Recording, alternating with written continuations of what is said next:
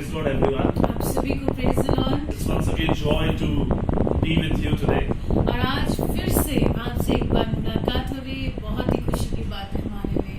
I know we all were excited that the lockdown will get over. हम सभी बहुत ही उत्साहित थे कि लॉकडाउन खत्म होने पर है। I know it is extended by another 2 weeks. पर ये और 2 हफ्ते तक जारी रहेगा।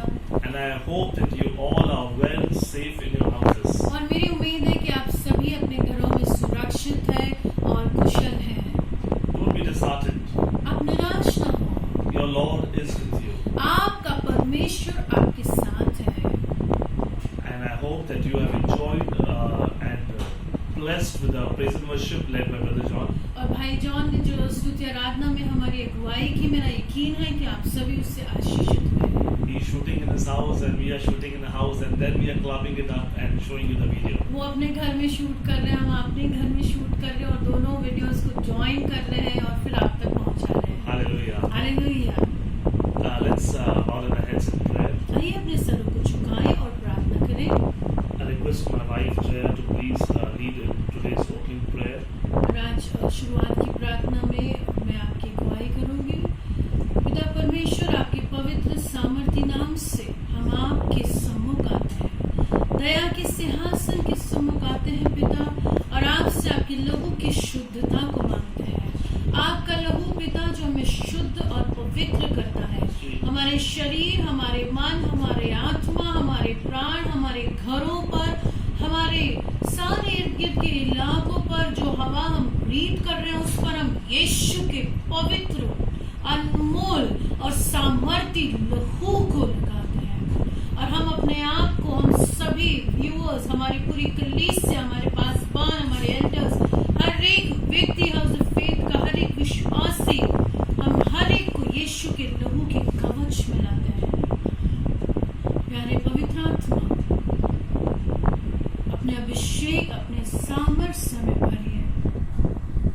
जिस तरह प्रभु हम आज के वचन को सुनेंगे, सुनने वाले कान, समझने वाला मन और देखने वाली आंखें आप हमें प्रदान कीजिए। आज का प्रभु जो वचन हम सुने वो हमारे लिए, हमारे जीवन का जो आत्मिक भोजन है, आज का जो मन्ना है, हमें एक ऐसा हृदय देना कि हम उसे ग्रहण करें। All the powers of Satan and darkness which are against the word of God from being preached, from being received, everything that is hindering, we bind every spirit of distraction in Jesus' name. And we pray for the Spirit of the living God. परमेश्वर का जीवित आत्मा हम सभी पर राज्य करे, हमारे मनों पर, हमारे हृदयों पर, हमारे शरीर, हमारे एंटायर बीइंग पर हम पवित्र आत्मा के नियंत्रण को मांगते हैं और यीशु मसीह की प्रभुता को मांगते हैं। The rulership of our Lord Jesus Christ. हमारे विचारों को, हम हर एक विचार को यीशु मसीह के नाम से एक कैदी बनाते हैं और पवित्र आत्मा के नियंत्रण में लाते हैं। हर एक इमोशन को हम यीशु मसीह की प्रभुता में लाते हैं, ताकि जो आज का वचन हम ग्रहण करें, हम सुने पिता, वो हमारे जीवनों में एक नया परिवर्तन लाए। आज का वचन हमें बल और सामर्थ्य से भरे। यीशु मसीह के नाम से हम इस दुआ को मांगते हैं। Hallelujah. Hallelujah. Thank you, Jaya, for the prayer. Today, the word that I'm going to share with you is the topic that I've given it, be wise-hearted. और आज का जो विषय मैं आपसे बांटने वाला हूँ, उसका जो शीर्षक है वो है कि हम बुद्धिमान बने। You know, it took a lot of time to prepare this word. और इस वचन को जिससे मैं तैयार कर रहा था तो काफी समय लगा। Honestly speaking, this is a word that I've been preparing from day 1 of lockdown. और जिस दिन से लॉकडाउन शुरू हुआ उस दिन से परमेश्वर ने वचन मेरे हृदय में डाला। And till last week, till in fact yesterday, this word got completed and the Lord led me to give this और word. कल तक ये वचन जारी था और कल मुझे ऐसा लगा कि हाँ, अब इसकी तैयारी जैसे पूरी तरह से मैंने इसे तैयार किया और आज मैं ये वचन आपके साथ बांटना चाहूंगा। The topic today that I'm going to share with you is be wise-hearted. आज का जो विषय है जो मैं आपसे बांटना चाहूंगा, बुद्धिमान बनिए। Now, what is the meaning of being wise-hearted? अब इसका मतलब क्या है कि हम बुद्धिमान बने? you need to turn your Bibles with me to the book of Exodus, 31st chapter and 3rd verse. निर्गमन 31 और 3री आयत के अपने पवित्र शास्त्र खोलेंगे।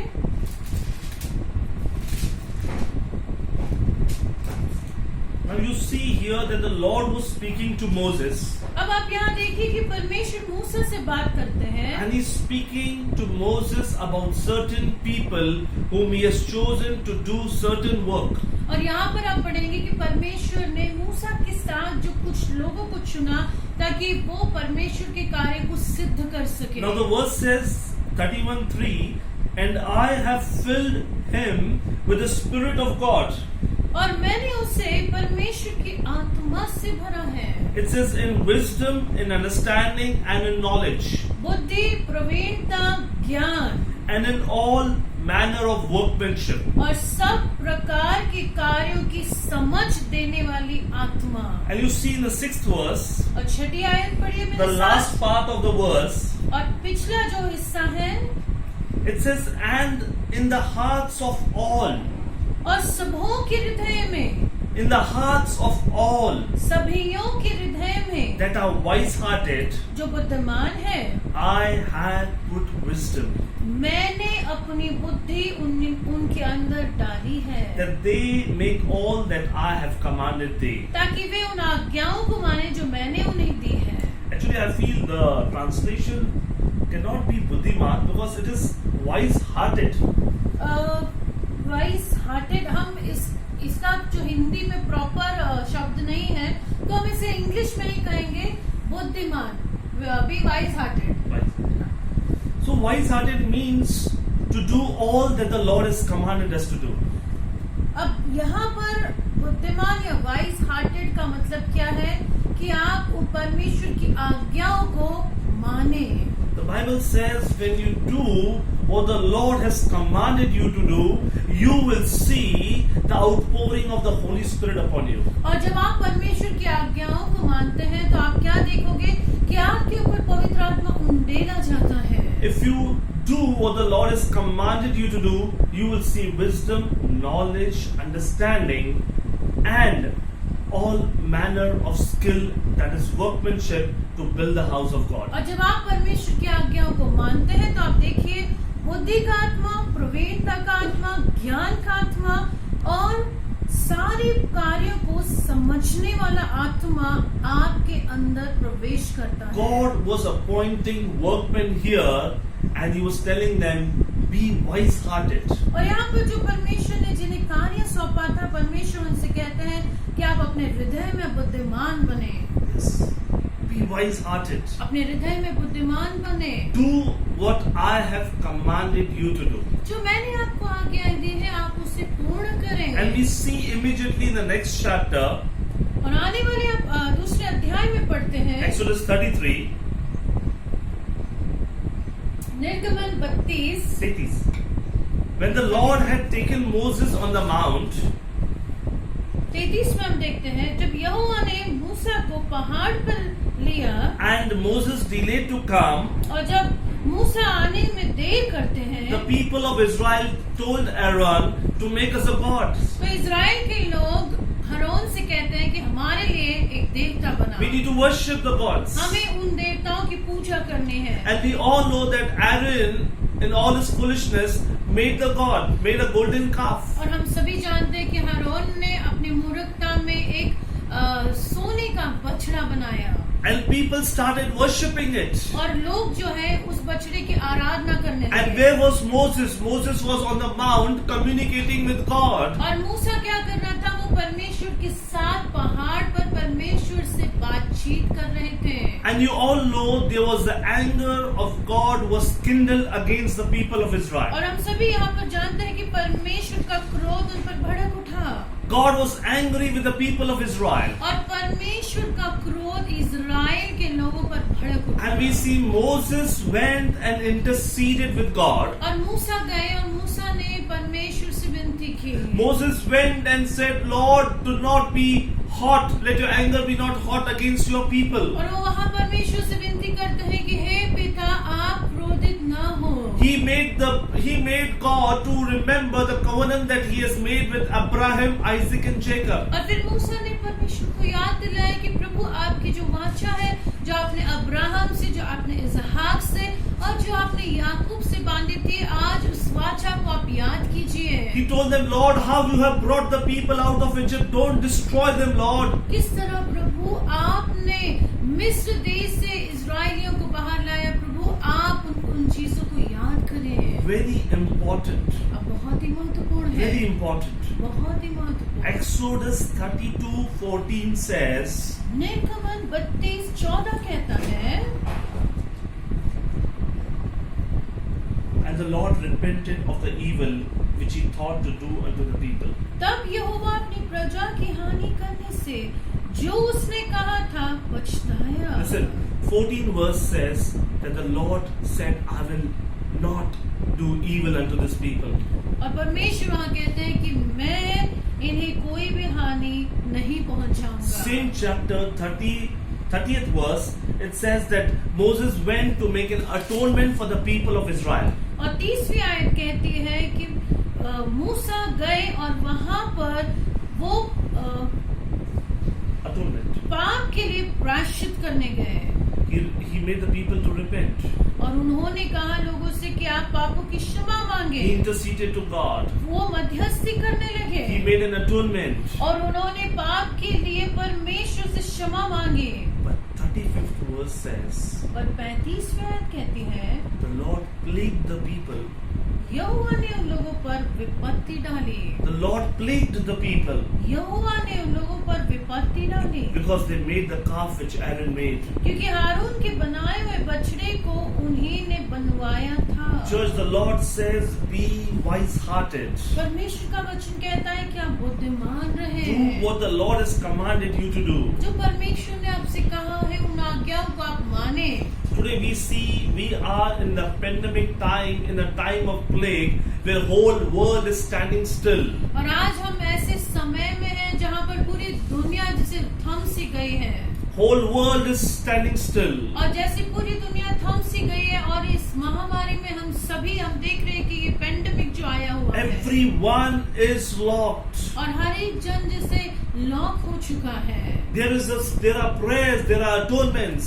और प्रार्थनाएं की जा रही है, प्रायश्चित किए जा रहे हैं। But this plague is on the earth. पर फिर भी ये जो महामारी अभी पृथ्वी पर है, This is showing that the people are not wise-hearted. और ये दिखा रहा है कि पर जो लोग हैं वो बुद्धिमान नहीं है। The अपने हृदय people में have not done what the Lord has commanded them to do. और लोगों ने वो नहीं किया जो परमेश्वर चाहते थे कि वो करें। What the Lord wanted them to do, the people have failed to do that. और जो परमेश्वर चाहते थे वो लोगों ने नहीं किया। The people have been failure in their lives, and this circumstances is making us to remember that we need to be wise-hearted, that is to do all the Lord has commanded us to do. और ये सारी चीजें हमें याद दिलाती है कि हमें बुद्धिमान बनना, जो भी परमेश्वर चाहते हैं हमें उसे करना है। Church, see in Hosea 6:1. आप देखिए हुजाया 6:1 में, It says, it's Haggai 2:6. और उसके पहले हम पढ़ेंगे हगाई 2:6। It says, for thus says the Lord of hosts. और पर यहोवा, पर सेनाओं की यहोवा इस तरह कहते हैं, Yet once it is a little while, अब थोड़ा समय है, I will shake the heavens and the earth और मैं स्वर्ग और पृथ्वी को हिलाऊंगा and the dry land. और सूखी भूमि को। Today we see the earth is shaken, economies are shaken, principalities and powers are shaken. आज हम देखते हैं कि धरती जो है वो हिल चुकी है और बहुत सारी चीजें हम देख रहे हैं इस वक्त जो हिल चुकी है, जो इकोनॉमी है वो हिल चुकी है। Isaiah 24 says, the first verse, the Lord maketh the earth empty. यशायाह 24 कहता है कि परमेश्वर ने धरती को जैसे खाली कर दिया। Isaiah 24:10 says, every house is shut up and no man may come in. और सारी जो घर वो बंद किए गए और कोई प्रवेश न कर सका। 11 verse says, all the joy is darkened and the mirth of the land is gone. सड़कों में लोग दाख मधु के लिए चिल्लाएंगे, आनंद मिट जाएगा। The 12th verse says, and the city is left in desolation. देश का सारा हर्ष जाता रहेगा। Why? क्यों? Why? इसका कारण क्या है? Read the 5th verse. अब 5वीं आयत पढ़िए। In Hindi we'll read it. Chapter 24, 5. पृथ्वी अपने रहने वालों के कारण अशुद्ध हो गई है, क्योंकि उन्होंने व्यवस्था का उल्लंघन किया और विधि को पलट डाला। व्यवस्था का उल्लंघन किया and विधि को पलट डाला विधि को पलट डाला और सनातन वाचा को तोड़ दिया। सनातन वाचा को तोड़ दिया। The Lord is saying that there is a transgression of the law. और यहाँ पर जो है व्यवस्था का उल्लंघन हुआ है। Change the audiences. और यहाँ हम देखते हैं कि जो परमेश्वर की विधि है उसे पलटा गया है। And the everlasting covenant is broken. और सनातन की जो वाचा है वो तोड़ दी गई है। These are the times when the Lord is speaking something very serious. और यहाँ पर परमेश्वर हमसे गंभीर बात कर रहे हैं। These are the times the Lord is speaking to us और यहाँ पर परमेश्वर हमसे कह रहे हैं that we need to come and return to the Lord. कि हमें फिर से परमेश्वर की ओर आना है। Hosea 6:1 says, होशाया 6:1 कहता है "Come and let us return unto the Lord, कि आइए हम फिर से परमेश्वर के पास चले, for He hath torn, क्योंकि उन्होंने जो फाड़ा है He will heal us. वही उसे चंगाई देंगे। He hath smitten, और परमेश्वर का जो क्रोध आया है He will bind us up." परमेश्वर उस क्रोध को हटाकर फिर से हमें चंगाई से भरेंगे। Church, it is important time when the Lord is saying that it is a time to return back to God. और यह ऐसा समय है कि हमें परमेश्वर के पास लौट कर आना है। It is a time where we need to ask God to heal us and bind us. और परमेश्वर से हमें कहना है कि प्रभु आप हमें चंगाई दीजिए और आप हमें जोड़ दीजिए। Hosea 9:12 says, होशाया 9:12 कहता है He says, now this is a time that we need to sow ourselves in righteousness. और हमें धार्मिकता में अपने आप को संजोना है। Hosea 9:12.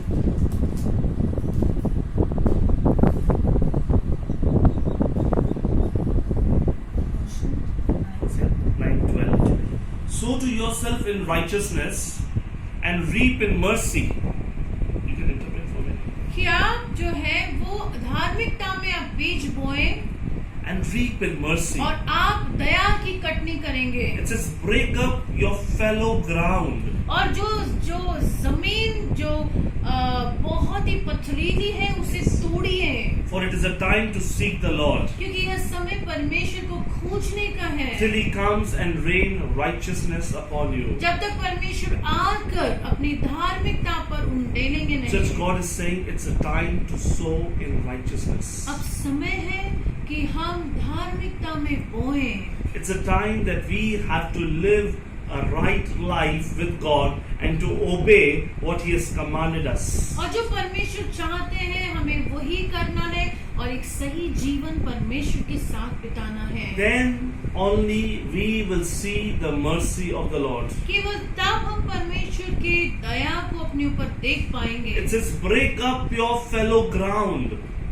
वहाँ लिखा है कि पथरीली भूमि को आप तोड़ें। Now, what is fallow ground? अब ये पथरीली भूमि क्या है? It is a soil that has been so neglected and hardened that it cannot receive the seed. ये एक ऐसी मिट्टी है जो बहुत ही सख्त हो चुकी है, जिसे पोषण नहीं किया गया है और अब वो बीज ग्रहण नहीं कर पा रही। Just the heart of people has become like this spiritually. और जो लोगों के हृदय है आत्मिक रीति से इस पथरीली भूमि के समान हो गए हैं। And today by this verse the Lord is saying now it's a time to break your hearts. और अब ऐसा समय है कि आप अपने हृदयों को तोड़ें, Rend your hearts. अपने हृदयों को खोलें। Break yourself before God. आप अपने हृदय को परमेश्वर के सामने खोलें। That the Lord will once again come there and put seeds and put a rain of righteousness there. ताकि परमेश्वर वहां आए और उस भूमि पर अपने बीज को डालें। We have to again experience His faithfulness. और फिर से हम परमेश्वर की वफादारी को याद And करें। His faithfulness is a rain of righteousness. और यीशु मसीह की विश्वास योग्यता यही है कि आप दया को पाएंगे। It's time to come close to God. अब समय है कि आप परमेश्वर के करीब It's आएं। time to change your ways. समय है कि आप अपने मार्गों से बदल It's जाएं। time to amend your ways. अब समय है कि हम फिर फिर से परमेश्वर की तरफ लौट आए। Zechariah 7:9. और जकरिया 7:9 कहता है, Can you open it? Zechariah 7:9. It says, "Thus speaketh the Lord of hosts, saying, Execute true judgment and show mercy and compassion every man to his brother." सेनाओं का यहोवा यूं कहता है, खराई से न्याय चुकाना और एक दूसरे के साथ कृपा और दया से काम करना। We are in a times when everyone speaketh about a great preaching, great signs, great wonders. बहुत हम ऐसे समय है जहाँ पर बहुत सारे लोग आश्रय क्रम, सामर्थ और अलग अलग प्रकार के प्रचार कर रहे हैं। There are different wonderful things are going on, बहुत अद्भुत ऐसी चीजें हो रही हैं। but the Lord is saying to us, पर परमेश्वर हमसे क्या कहते when हैं? the Lord was speaking to Zechariah, प्रभु जकरिया से कहते He हैं, was showing him a vision after vision, vision after a vision, vision after the vision. दर्शन पर दर्शन, दर्शन पर दर्शन प्रभु जकरिया को दिखा रहे थे। Every vision was a vision of judgment. और हर जो दर्शन था वो न्याय का दर्शन But था। one time the Lord spoke to him very plainly, पर एक बार परमेश्वर ने स्पष्टता से कहते हैं, and this is the word that the Lord was speaking to Zechariah, और ये वचन जो परमेश्वर ने जकरिया को that the दिया people have forgotten to show mercy and compassion to their fellow believers. कि लोग भूल गए हैं दया दिखाना, कृपा दिखाना एक दूसरे को। The Lord wants His love to be in our hearts. परमेश्वर चाहते हैं कि परमेश्वर का प्यार आपके हृदय में हो। You may be a person who may have a wonderful wisdom and wonderful knowledge, but if you fail in the love of Christ, if you cannot show the mercy and compassion to every person, you and I will fail in our duties. अगर हम बहुत सारी बातों में प्रवीण रहे, बहुत सारी बातों में हम बुद्धिमान रहे, पर यदि हमारे अंदर परमेश्वर की दया, परमेश्वर का प्यार नहीं है, तो फिर इन सारी चीजों का कोई फायदा नहीं है। God wants the love, compassion and tenderness to flow from us.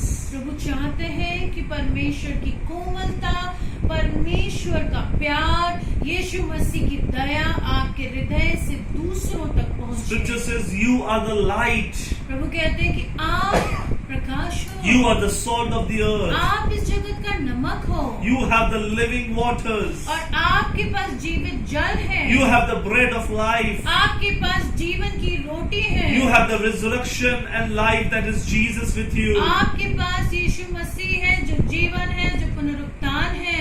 But is there mercy and compassion that you exhibit to every brother and sister? और क्या आपके हृदय में दया है, करुणा है हर एक विश्वासी भाई और बहन के लिए? Are you showing the fair dealings in your life? क्या आप योग्य रीति से सब कार्य कर रहे हैं? The next verse 7:10 says, "And oppress not the widow." और जकरिया 7:10 कहता है, ना तो विधवा पर अंधेर करना, Nor the fatherless, ना अनाथों पर, nor the stranger, ना परदेसी पर, nor the poor. ना दीन पर, And let none of you imagine evil against his brother in your heart. और ना अपने अपने मन में एक दूसरे की हानि की कल्पना करना। परमेश्वर ये नहीं कर रहा है कि तुम एक दूसरे की हानि मत करो, बट एक दूसरे के हानि की कल्पना भी मत करना। Church, God is bringing us back to the basics. प्रभु आज हमें बहुत सारी मूल्य ऐसी चीजें सिखा रहे हैं। So many visions, but 2 verses the Lord speaks, and He speaks, "You have not shown kindness, love, compassion, and you have plotted evil against your own brother." और यहाँ पर हम देखते हैं कि जकरिया को दर्शन पर दर्शन मिला, पर वचन देखिए क्या कहता है कि तुमने अपने भाई पर करुणा और दया नहीं दिखाई। And the Lord says, if you do not stop this practice, यदि आप ऐसा करना बंद ना if you करें, make your heart stony and adamant, यदि आप अपने हृदय को सख्त और पथरीला रखोगे, the Lord says, my wrath will come upon you. मेरा क्रोध तुम पर भड़क उठेगा। Church, God wants us to break in our hearts.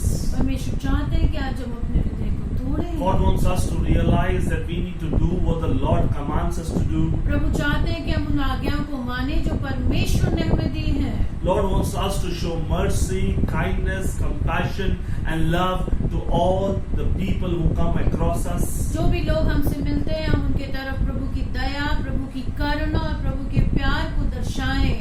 And not even in your heart think evil against your own brother and और sister. अपने भाइयों और बहनों में जो मसीह में आपकी भाई और बहन है उनके लिए आप बुरी कल्पना भी न रखें।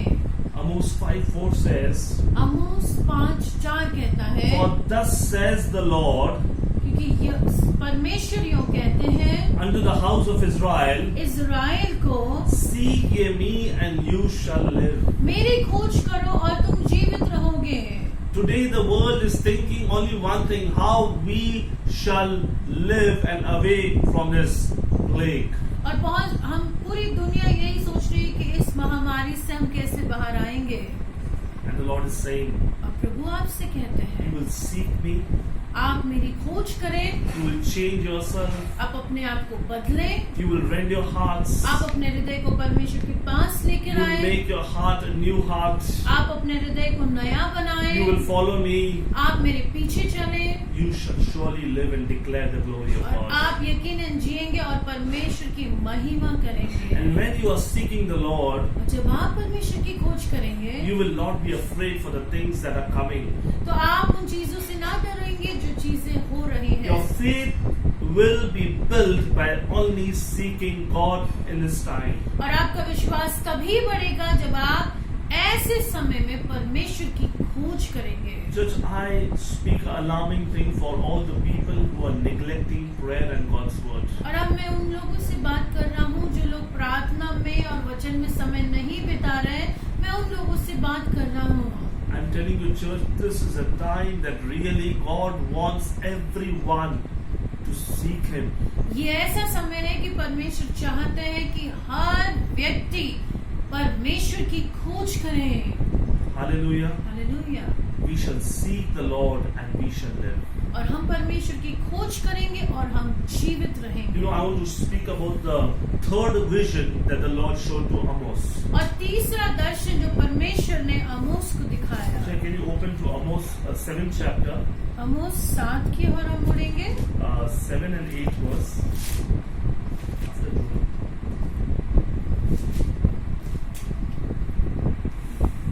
Yeah, it says, वहाँ लिखा है, you know, before this third vision, there were two visions that the Lord showed to Amos, and those visions were the visions of plagues. और इसके पहले जो दो दर्शन प्रभु ने हमें दिखाए, ये तीसरा दर्शन है, वो महामारी या विपत्ति का दर्शन था। But Amos, like Moses, says, Lord, do not allow this plague to come upon Israel and Judah. और आमोस वहाँ पर कहते हैं कि प्रभु यह जो महामारी है यह यहूदा पर ना पड़े। And the Bible says, because he intervened, the plague stopped. The Lord didn't send the plagues. और बाइबल कहता है कि क्योंकि उन्होंने मध्यस्थी की, परमेश्वर ने यह चीजें उन पर नहीं भेजी। But now this third vision, पर अब ये जो तीसरा दर्शन the है, Lord showed to Amos. परमेश्वर ने उन्हें दिखाया। It's in Amos 7:7-8. आमोस 7 और 8। It's okay, we can just remember. Thus he showed me, परमेश्वर ने मुझे दिखाया and behold, the Lord stood upon a wall. और परमेश्वर एक दीवार पर खड़े थे It was made by a plumb line. और वो एक प्लम लाइन से बनी हुई थी। What is plumb line in Amos 7 and 8? You can start from beginning. उसने मुझे ये दिखाया. उसने मुझे यह भी दिखाया, मैंने देखा कि प्रभु साउल लगाकर बनाई हुई किसी दीवार पर खड़ा है और उसके हाथ में साउल है। The Lord showed him that he was standing upon a wall made by a plumb line and with a plumb line in his hand. और उन्होंने क्या देखा कि वह एक दीवार पर खड़ा है और उसके हाथ में साहुल है। And the Lord said unto Amos, यहोवा ने मुझसे कहा, What seest thou? ए आमोस तुझे क्या देख पड़ता है? And I said, that is Amos said, I see a plumb line. मैंने कहा एक साहुल। And the Lord said, I will set a plumb line in the midst of my people Israel, and I will not again pass by them anymore. तब परमेश्वर ने कहा, देख, मैं अपनी प्रजा इस्राएल के बीच में साहुल लगाऊंगा, मैं अब उनको ना छोड़ूंगा। Now the plumb line is a string with a weight tied on the end by which the builders ascertain the straightness of the wall. अब प्लम लाइन जो ये साहुल लिखा हुआ है वो क्या है कि एक स्ट्रिंग जो है, जो एक जोड़ने वाली डोरी है जिसपे वजन रखा है ताकि वो दो किनारों को जोड़े। प्लम लाइन एक ऐसी डोरी है जिसके अंत में एक वजन लिखा है, और जब उसको वो सीधा रखता है, जब वो मिस्त्री सीधा रखता है, तो उसको मालूम पड़ता है कि ये दीवार सीधी है या ये दीवार में कुछ बेंड है, ये दीवार में टिल्ट है। जो इरेक्टनेस सीधा जो है वॉल की, वो प्लम लाइन बताती है। It's a measuring tool. उसका मतलब ये काम है कि वो माप करती है कि सही है या नहीं। Measuring tool, whether it is erect or it is tilted. कि वह सीधी है या झुकी हुई है। And the wall was made. और वो दीवार जो बनी। And the Lord says, now a plumb line I set before Israel and me.